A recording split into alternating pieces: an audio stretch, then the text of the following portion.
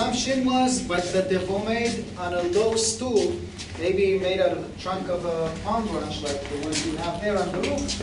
You could sit and then you could write. Okay? And what did they write? The scrolls, probably the scrolls that were found in the 11 caves around them. We also found an abnormal large number of inkwells. Inkwells are something quite rare in the archaeological record. 3 are recorded to come from Qumran. That's a very unusual large number. Why am I presenting all of these things? The biggest problem of Qumran, no scrolls were found at the site itself. Only the caves are. The big question is, did they come from this site? And the critics are arguing maybe they didn't. When Sukeini came out with the initial publication of the scrolls, he came with the famous Isian thesis or hypothesis, saying these were all some part of the Isian movement. This was their headquarters, and this is where they wrote their scrolls. And when they saw Jericho going in fire, they saw the smoke, they knew the Romans were coming here next, and they hid all of their scrolls. They cleared the library so well, if so, that no scroll was found at the site itself. And that caused others to suggest, no, they have nothing to do with the site. They do not reflect the Isians, they reflect the Selekites, and they really come from Jews. If indeed so, the pottery, the jars where they were found, proved to be being produced here. So they did have people helping them here. That book is pushing me, so I need to complete this elsewhere. Here you see some organic material. Okay, and I think these, at least some of them are real. Here you do have some real stuff. They did find organic material in Qumran, not a piece of scroll, but they did find baskets, sandals, and also a wooden comb. Where else did we see a wooden comb? Aaron Meir, remember in previous God. Remember he mentioned also even little blood remains. The lice. Or lice remains. Okay, I didn't want to say that joke then. But we're in Qumran now. Here are some of the ruins of Qumran.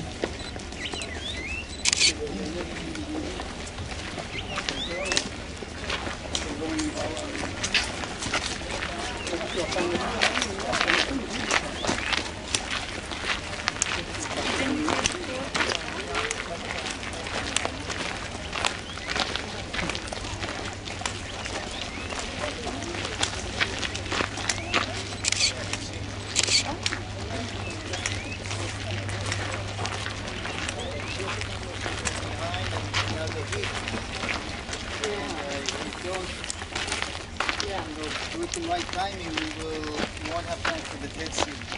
But just to point out to some things, and maybe in the comfort of the bus or in the evening we can discuss this further, just to point to where things are. Cave number 1 is in that direction. You see like a little pillar, one stone is erected, not all the way on the horizon, a bit below the horizon line. It's more or less above cave number 1. That's where the initial discovery was made. Cave number 2 is close to it, and by the time 2 caves proved to have finds, archaeologists came to the site, and they surveyed this whole area, and they did find 1 cave beyond the horizon line. That's cave number 3. Cave number 3 included just a few fragments, but one of them was of a material that is unlike anything else here. Not papyrus, not parchment, copper scroll. It was found by archaeologists. But with that discovery, they thought, okay, we were lucky, there were 3 caves and that's it. Oh yeah? Then the Bedouins came with cave number 4, which you're going to see in a minute. Cave number 4 alone proved to have 15,000 fragments. Okay, a huge amount. And the total amount, I think I got it wrong. I said 14, it was 15,000 from cave 4, 16,000 in total. Sorry, I got mixed up with the numbers before. 16,000 in total. 12 of them are about intact. Many others are little bits and pieces. An endless jigsaw puzzle without a model, without a picture showing what the original looked like, and many parts missing. know, it's something that will probably never end, the attempts to connect all the pieces together. Finding cave number 4, then Devo and his team decided to peel off the surface here and expose most of Qumran.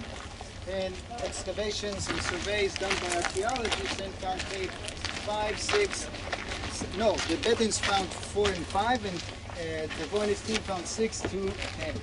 Okay, all next to cave number 4.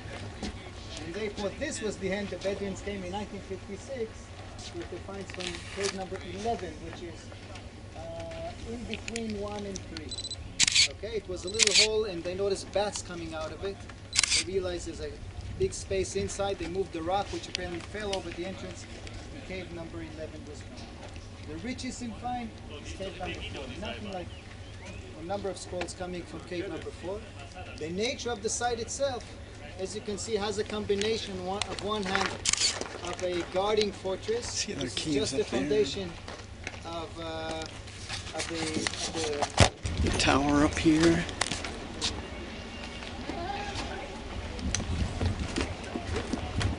Other ruins over here.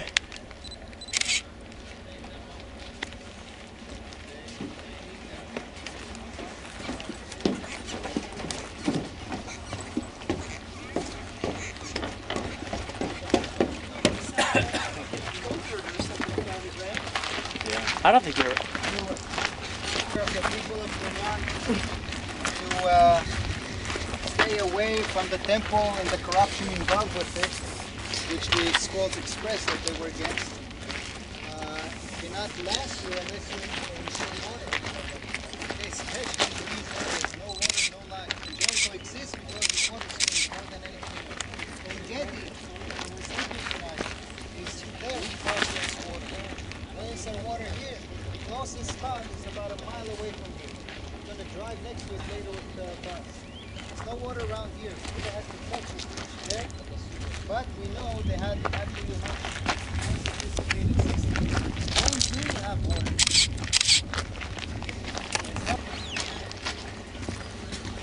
The mikvah here.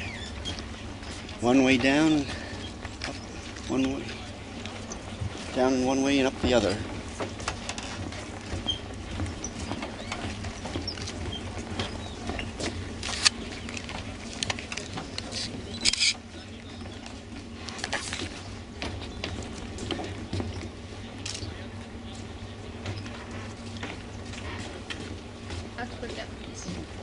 This is the aqueduct here, where it flows into the mikvahs. It's the big cistern, I guess. For all of these very celebrated ascetic people who follow the very strict way of life according to their leader. This is all based on what the scrolls tell us. And the scrolls who tells us how to behave. You want to join us? All your personal possessions. No family. No personal possession. Your obedience to the leadership. This is where they found the bag of Qumran. How do you explain it? The Tyrian shekel, which was the shekel used for the temple tax. You could argue, and if you grow up in a kibbutz, you immediately know what it is. This is where the commonwealth was stored. The general revenue was thought to trade and get the basics from the outside world. These people had here water and dates, okay, but ink for the scrolls, and the parchment and anything else, you had to get it by trade. So someone had to deal with the outside world, and I think he sat here. Everything fits into my theory, which follows Sukhanik's theory.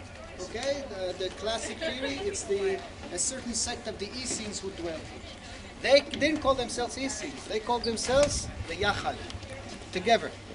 It's a code name. It's not the real name. They also call themselves the Sons of Light.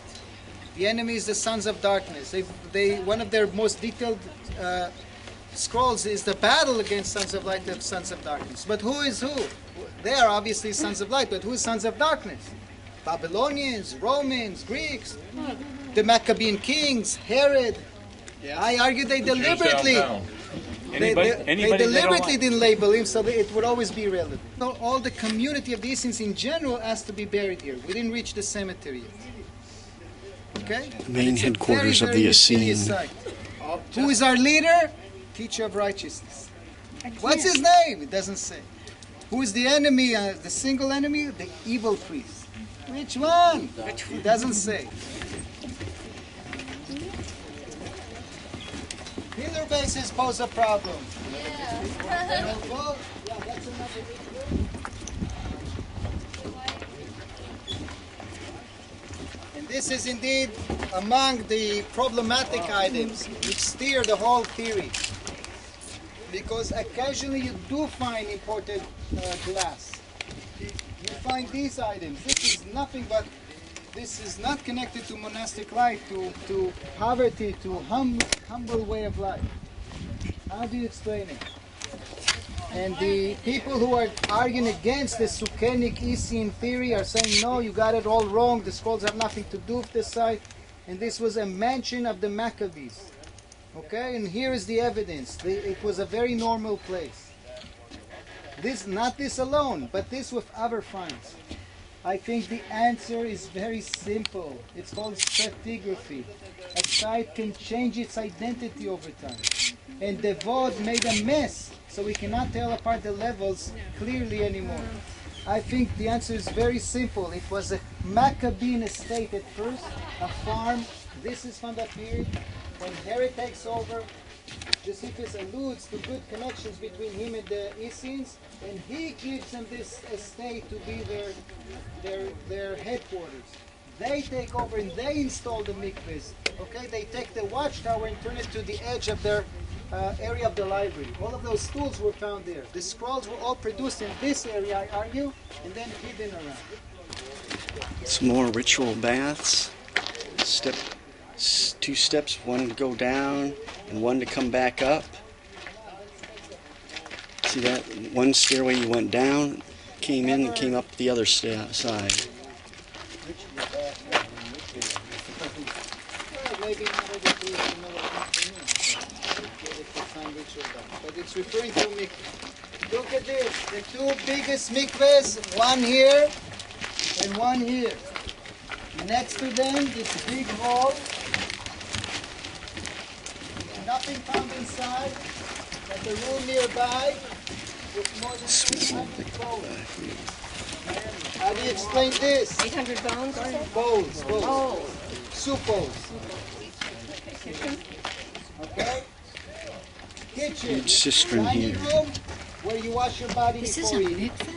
I think you make No, that's the certain cistern. steps Oh, I was going to say. twice. Are you with me?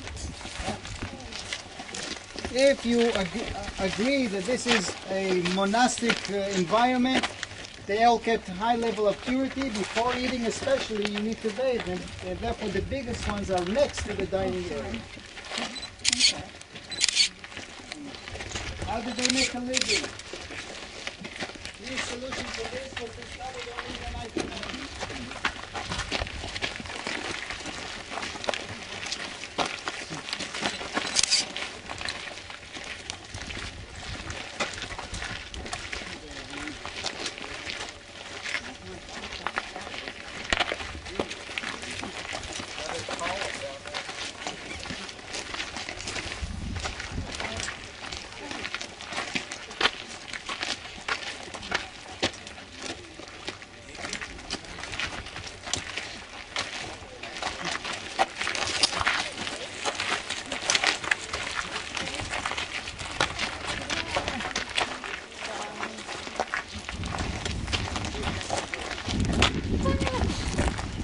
Check it out. Oh, it's a great view. The fourth cave is either right there or at the end of this one.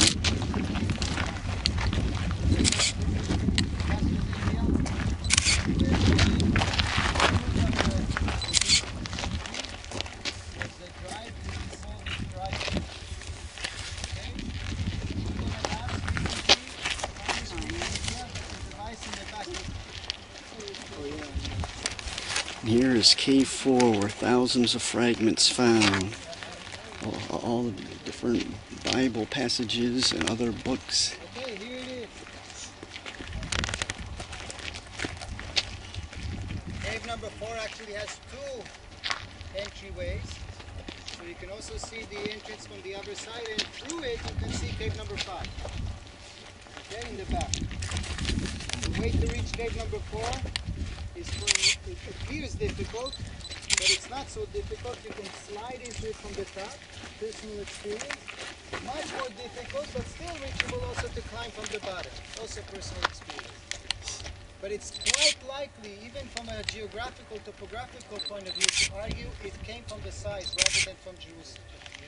If someone brought the spoils from Jerusalem, he had to go to the site, use local clay, and then slide it into the cave. Okay? I'm sorry, I don't follow those alternative views. The original Sukhanic theory is very convincing in my opinion. And why would they have rules that Jerusalem wouldn't follow? Well, they probably did, except that just no copies of it survived.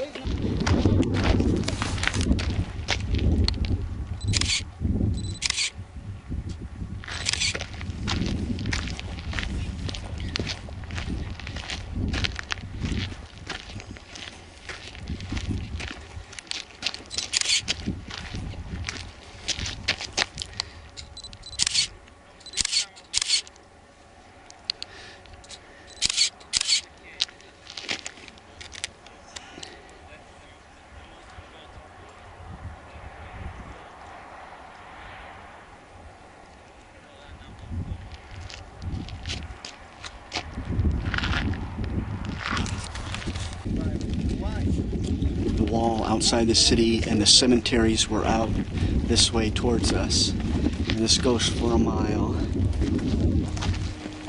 We're going on a cemetery here. Burials. See this? This is a tomb. See this? Here's another tomb. Okay, there are a lot of tombs around here. Sometimes hard There's to a trace tomb them. right Sometimes an there. aerial photo shows it more clearly. But there are many of them spreading into the parking lot. Okay? Unfortunately, they were not that's it right excavated there. properly. There were different individuals I guess sometimes that's who it came right here there. and excavated the tombs. The bones were taken to different places. The publication of all of this is very problematic. But of the ones more properly examined, we see a pattern. A shaft The going down, cemetery is here. slabs of stones, and underneath them the body, the skeleton, a north-south axis, head facing west. Okay, no offerings. But from the bone remains, it looks like they're all male.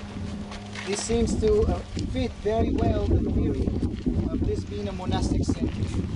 But the biggest problem is the number. Approximately 1,000 people were buried here. Where did they all come from? Were they all from the same time? That's one way to answer. The site definitely ended with the Roman destruction. Towards the year 68, when they were on the way to Another one Jerusalem. there where the bushes Okay, are. but when did the start functioning is That's a where all those bushes are. Eastern version sect. And they found there one tomb with what looks like a frame around it, something to mark it from the rest of the cemetery. And the spot itself is also standing by itself. Okay? What could you make out of this? Is this anyone? That would be the teacher. The teacher of righteousness. Okay? The scrolls mention a leader called teacher of righteousness. We all follow his ideology. Maybe teacher of righteousness was buried here. Let me take you now back to Bet Sharim. What happened in Bet Sharim? One Rabbi Judah the Prince is the reason for the whole of Bet Sharim. I think that here too, if the Essenes all lived in different cities, their last wish was to be buried next to the Rebbe, next to the leader. Okay? So they didn't live here, but they came nearby. And where was John the Baptist put to death? Also nearby, Machaerus. Just the last bar we have an article about. Okay? On a better day you can see it on the other side of the pits. You can really, the movie is not so far-fetched. You cannot rule out the possibility he was a member of this community, or definitely knew of them, knew of their ideology. Have you heard that? No, I didn't hear that. That John the Baptist probably studied here before he left. I heard that Jesus studied here. Who? Jesus. Some think that too. This is the magic of the Cyprus concentration camp. Not clear answer, but you're touching basically with the cradle of Christianity.